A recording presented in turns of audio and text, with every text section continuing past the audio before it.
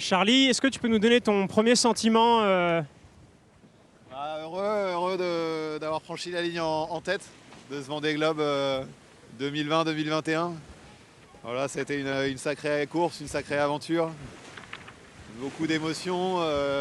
C'est vraiment de passer de seul au monde à autant de bateaux autour, tous ces zodiacs, ces lumières, ces supporters, voilà, sans transition aucune.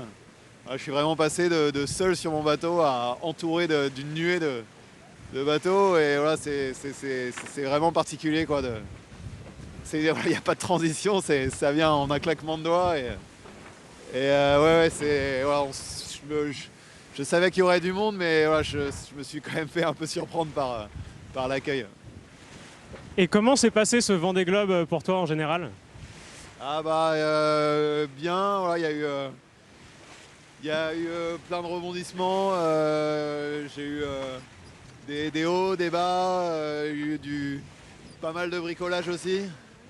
Mais non, c'est une super expérience, quoi. Voilà, j'ai traversé l'océan Indien, le Pacifique, j'ai franchi mon premier Cap Horn.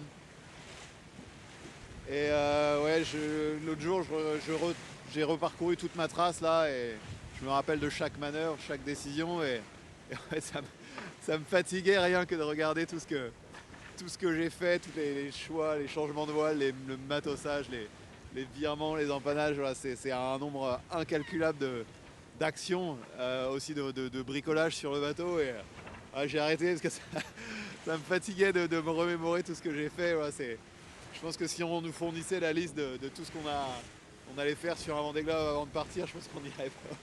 On se dirait mais c'est pas possible. Je sais pas, on irait, mais on se dirait mais voilà, c'est pas possible. J'ai jamais réussi à surmonter tout ça, à faire tout ça. Voilà, la liste est trop grosse, mais voilà, en fait, comme ça vient étape par étape, au final, on y arrive, quoi. On arrive à faire l'impossible presque. Qu'est-ce qui a été le plus difficile pour toi sur ce Vendée? Alors, ce qui a été le plus difficile, c'est la perte de ma cale de foil bâbord. Voilà, j'ai vraiment cru que la course était terminée à ce moment-là. J'étais dans l'océan Indien encore, et j'étais en tête. Et là, je vois de l'eau qui rentre par le tunnel là, par lequel passent tous mes cordages, qui reviennent dans le cockpit, et c'est pas normal, quoi. J'avais jamais d'eau qui rentrait par là, donc après j'ai eu une alarme d'envahissement. Je dis mince, mais qu'est-ce qui se passe? En fait, c'était le puits de foil qui était plein d'eau, parce que voilà, cette pièce, en fait, du coup, empêchait plus l'eau de monter. Et après, en fait, j'ai regardé dans la petite trappe que j'ai pour surveiller mon foil, et là, je me suis rendu compte qu'il bougeait dans tous les sens. Et là, je me suis rendu compte que voilà, que j'avais perdu cette cale qui le guide, quoi. Et là, voilà, je me suis vraiment effondré. J'ai appelé Antoine Carraz, mon team, mon chef de projet, et voilà, ça a été un moment difficile. Et voilà, j'ai vraiment cru que j'allais me retrouver en Australie ou en Nouvelle-Zélande, et que c'était fini.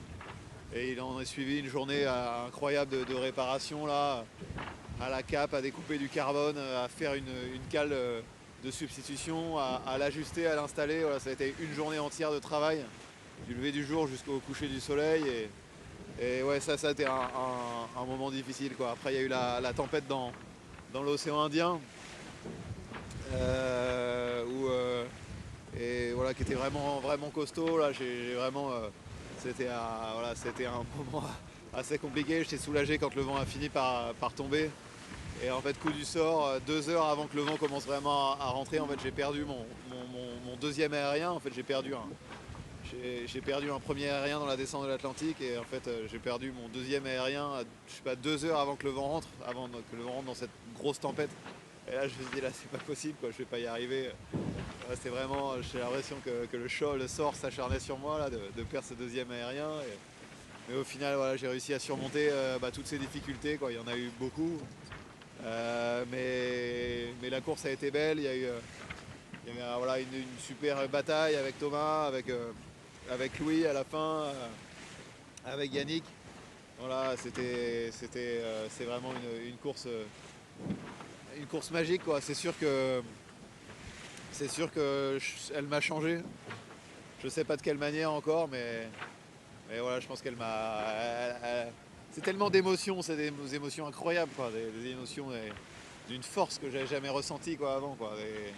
Et c'est sûr qu'elle va avoir un impact sur moi, sur ma façon de voir les choses, sur ma façon de réfléchir, de penser. Je ne sais pas encore de quelle manière, mais voilà, c'est tellement fort comme ce qu'on vit que c'est forcément impactant.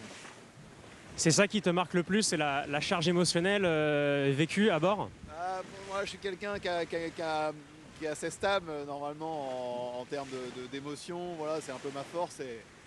Et en fait, le Vendée Globe, c'est tellement, enfin, voilà, c'est tellement fort, c'est tellement puissant que faire ce tour du monde que voilà, voilà, forcément, je suis passé par beaucoup d'émotions, des joies, des moments de doute, des moments de tristesse. Après, voilà, les passages à vide n'ont jamais duré très longtemps pour moi, mais voilà, ça serait nier de dire que j'en ai pas eu.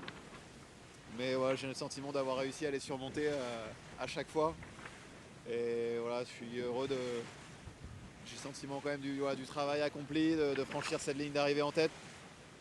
Maintenant, j'étais habitué à faire tourner les chronos sur la solitaire du Figaro. Et clairement, ça me quitte pas. Hein, voilà, normalement, là, le Vendée Globe, ça se passe pas comme ça. Mais voilà, le Figaro me poursuit. La montre me poursuit et voilà, le chrono est lancé jusqu'à ce que Yannick et Boris arrivent. Donc justement, tu es dans cette situation particulière où tu franchis la ligne en premier, mais il y a des bateaux qui sont prêts derrière toi, qui bénéficient de bonifications pour avoir participé au sauvetage de Kevin Escoffier. Qu'est-ce que ça te fait d'être dans cette situation unique? C'est particulier quoi, voilà, j'espère que ça va bien se passer pour moi. On verra dans quelques heures. Mais après, voilà, c'est normal qu'ils aient eu des bonifs. Voilà, si c'est moi que la direction de course avait appelé pour récupérer Kevin, je l'aurais fait sans hésiter. Forcément, il aurait fallu que je fasse marche arrière, que je me retrouve à naviguer face au vent. C'était pas possible. C'est pour ça que la DC m'a pas sollicité. Mais si j'avais été sollicité, forcément, je n'aurais pas hésité une seconde. Et c'est vraiment tout à fait normal que les coureurs qui soient déroutés aient bénéficié de bonifications. Après, voilà, je suis pas sûr leur position, que les positions aient vraiment été modifiées voilà, il y a eu tellement de retours par derrière, de retournement de situation que ouais, je pense que la flotte aurait été à peu près au même endroit même sans qu'ils passent du temps pour récupérer Kevin. Mais voilà, il n'y a aucun problème. Ça fait partie du sport et voilà, ça fait partie de la solidarité entre marins et c'est normal qu'il y ait des bonifs. Voilà, après, ce qu'on peut pas m'enlever, donc déjà on sait pas ce qui va se passer. Ce qui est sûr, c'est que pour l'instant, j'ai franchi la ligne d'arrivée en tête. Et ça, c'est génial, ça c'est top. Et après, voilà, les line owners, comme disent les Anglais, les honneurs de la ligne, elles sont pour moi. Et puis après, voilà, le reste, ça sera que du bonus en fonction de ce qui se passe.